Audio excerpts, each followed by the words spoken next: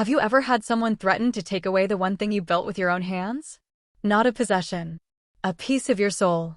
That's how it started, with a phone call that crackled through static and years of buried resentment. "Randy needs that house more than you do," my father snapped. "If you don't sign it over by Friday, we'll see you in court." For a moment, I just sat there, my fingers frozen around the phone. But then Julia, my attorney and the only person in this mess who seemed to believe me, let out a short laugh. She tried to hide it behind her hand, but I saw the spark in her eyes. It wasn't amusement. It was strategy. "Mr. Harrison," she said, her voice smooth as glass, "this call is being recorded. On what grounds exactly do you plan to sue your own daughter for property she legally owns?" The silence that followed felt alive. I could almost hear my parents' confusion crawling through the line. And then my mother's voice, sharp and familiar as broken glass, cut in. "She knows what she owes us. We raised her." Julia's tone didn't waver. "Raising a child is not a business transaction, Mrs. Harrison. You don't invoice your daughter for being born." The line went dead a moment later. Julia turned to me, all humor gone now. "They're going to regret this," she said quietly. "But you need to be ready for what's next." I looked around my living room, the one I'd rebuilt from ruins. The brick walls I'd scrubbed clean with my own hands. The oak floors I'd sanded until they glowed like honey. The garden beyond the window, still small but alive, green pushing through gray. This house wasn't just four walls, it was a resurrection. When I bought it 5 years ago, it was falling apart.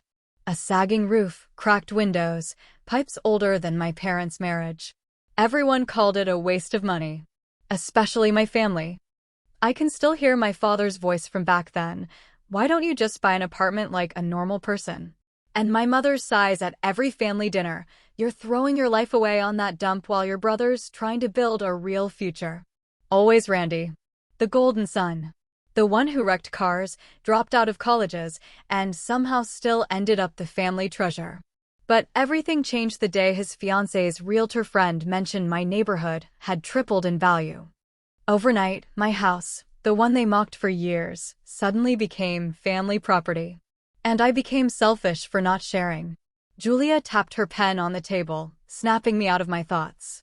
"You said the deed is only in your name?" "Yes," I said. "Bought with my own savings. No co-signers. No family money." Her brow lifted slightly. "Good. Then they don't have a case." But she could see it in my face, the story went deeper. So I told her. I told her about my grandmother, about the trust fund that vanished. About being told I'd been cut out of the will because I'd disappointed everyone. About sitting in my car, crying, believing I'd earned their disappointment. And then about Randy's engagement party. His drunken laugh. "Oh wait," he'd said, smirking. "Mom and Dad said you blew your trust fund fixing that dump." Julia froze mid-typing. "He said you got your trust fund?" That was the moment the mask started to crack. I nodded. "I hired a private investigator after that. He found Grandma's real will." When I pulled out the worn folder and placed it in front of her, Julia's face hardened into something like fury. "According to the documents, I was never cut out. My parents had simply taken it. $200,000. My inheritance.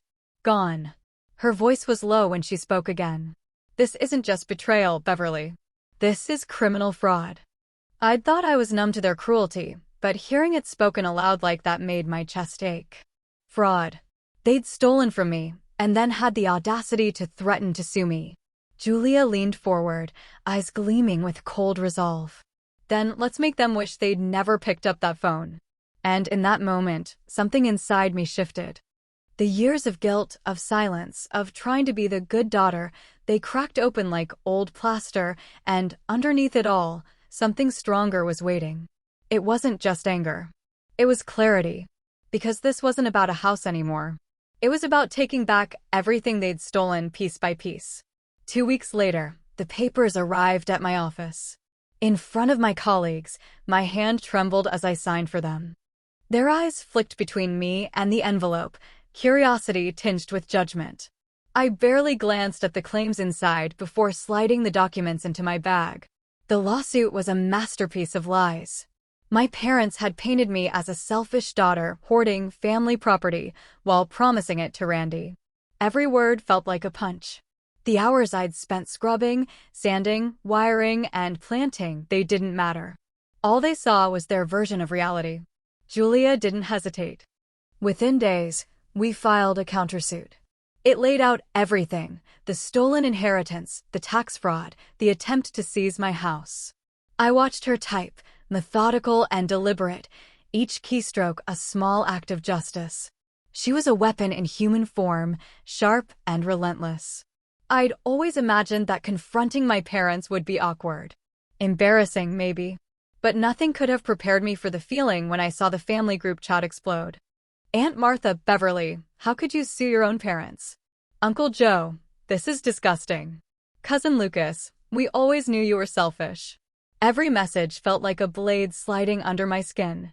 For a heartbeat, I considered typing a response that tried to explain, to justify, to calm them. And then I realized, no, they weren't listening. They'd never seen me. Not really. I typed one sentence, my hands shaking. They stole $200,000 from me.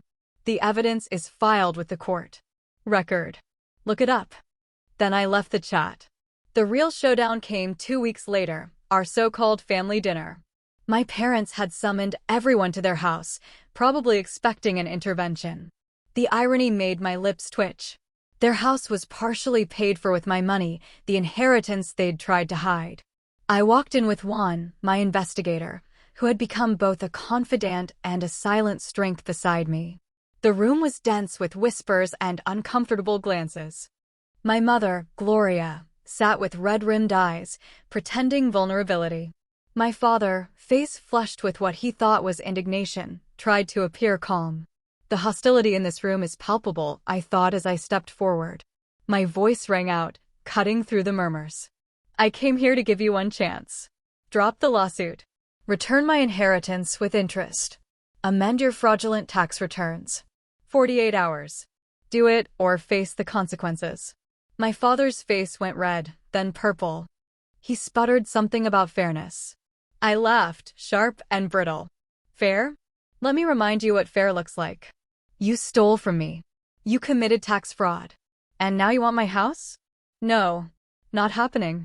Randy tried to rise, chair scraping the floor. I'm not a deadbeat. In need of that house? I asked slowly, my gaze fixed on him. Because you burned through $200,000 and what Mom and Dad stole from me? Grace, his fiancée, went pale. I could almost hear her heartbeat in the silence. Juan placed a thick folder on the table. Financial records, he said simply. Your parents received $200,000 from Martha Harrison's trust, intended for Beverly. Distributed over 5 years into various accounts, including some in Randy's name. The room erupted into chaos. Voices shouted, papers rustled, accusations flew. But strangely, the anger wasn't directed at my parents. It was aimed at me, the ungrateful daughter. I slammed my hand on the table. The sound echoed like a gunshot. Family doesn't steal. Family doesn't lie. Family doesn't threaten to take what isn't theirs. My voice rose with each word. Years of suppressed anger poured out, each syllable a release.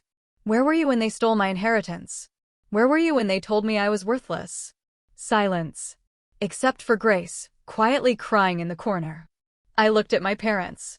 Their tears were gone, replaced by cold calculation and sheer fear. You have 48 hours, I said.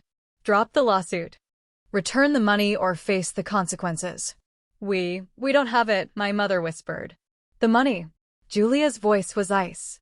Then you better find it. Sell assets. Take loans. Because the alternative is federal prison for tax fraud and state prison for inheritance theft. That night, Randy's engagement ended. Grace sent me a message, short but piercing. Thank you for exposing the truth. I almost married a fraud. By the next day, my parents dropped the lawsuit.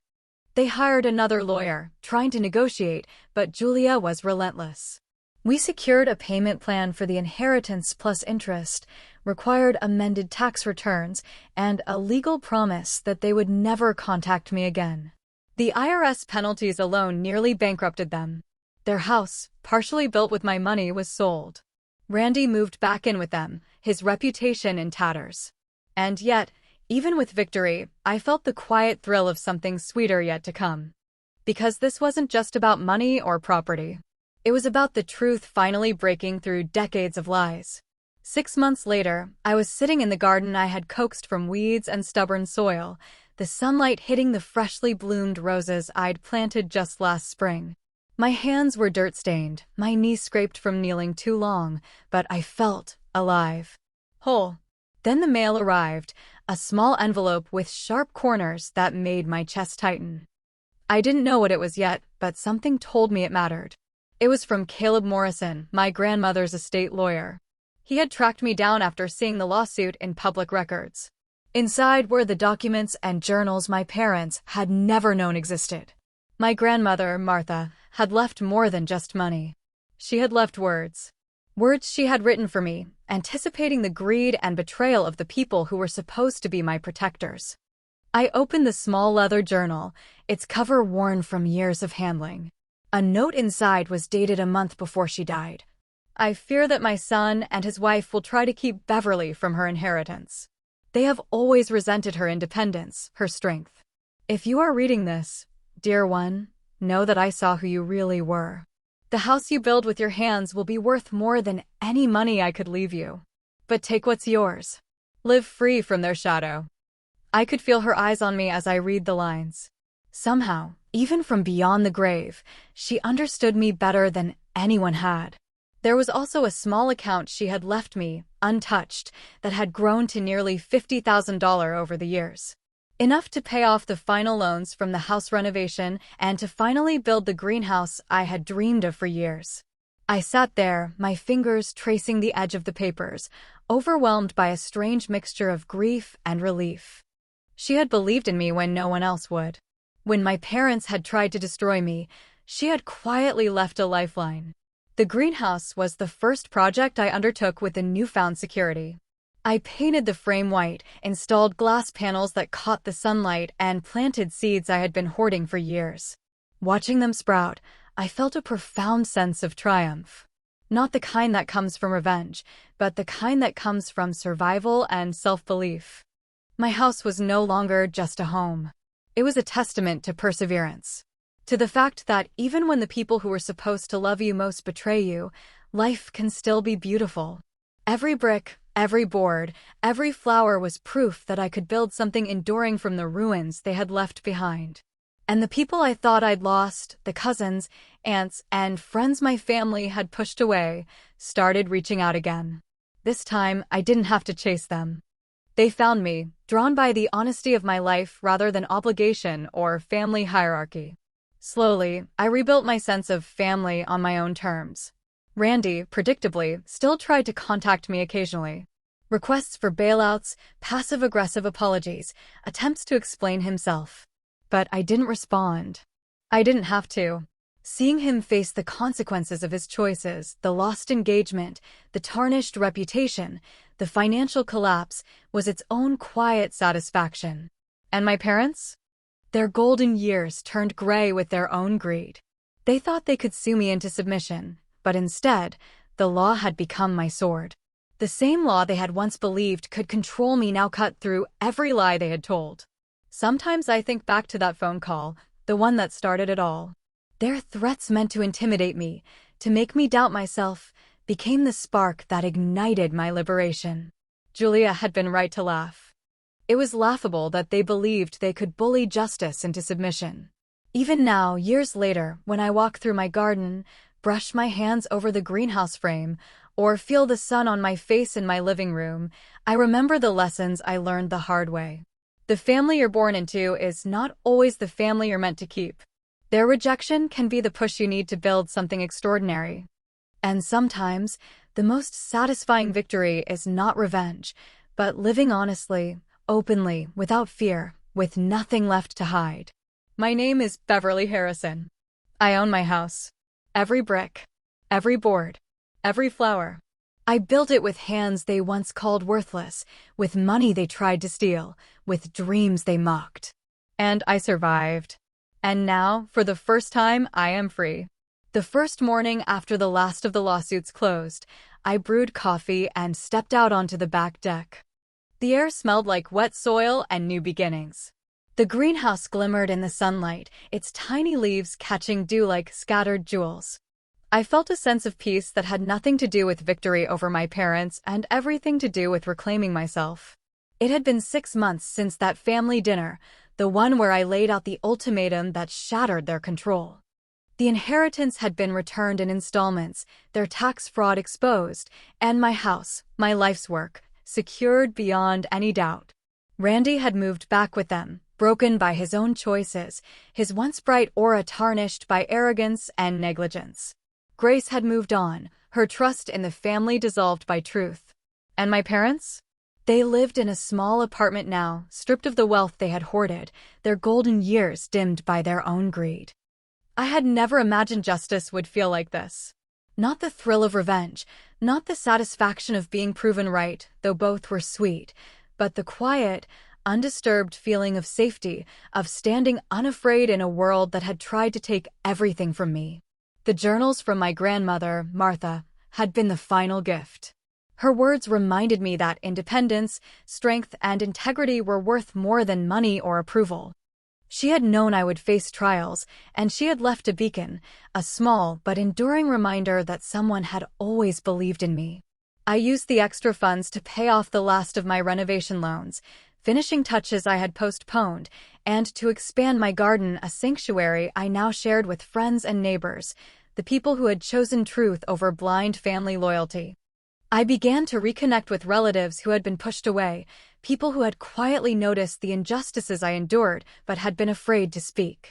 Cousins, aunts, even distant family members reached out, not out of obligation, but because they respected the life I had built. Relationships formed on honesty, not expectation, became the new foundation of family. Walking through my home, I finally allowed myself to remember all the nights I cried over peeling wallpaper, the hours I spent learning plumbing and wiring by trial and error, the holidays I'd sacrificed alone.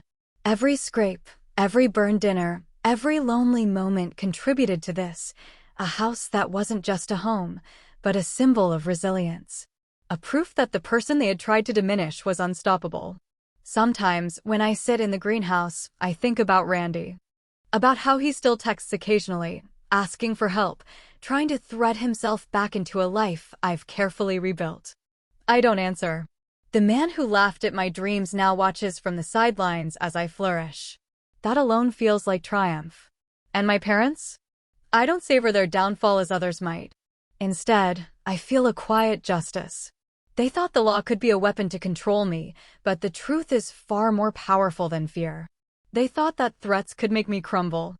But standing in my home, in my garden, with my grandmother's words in my heart, I know that freedom, real freedom, was mine all along. Sometimes I still hear the echo of their voices in my mind, the threats, the condescension, the dismissive laughter. But now those echoes are faint. They no longer define me. I am the architect of my life, the gardener of my dreams, the keeper of my own story. This house, this life, is my proof that sometimes the people who try to break you are only revealing your strength. That sometimes betrayal can be the guide toward independence. That sometimes the best revenge isn't in taking back what they owe, but in taking nothing from them and building a life too rich for lies to touch. I step back into the sunlight, brush dirt from my hands, and inhale the scent of roses and soil. I am Beverly Harrison. I am free. I am whole. And I have never felt more alive.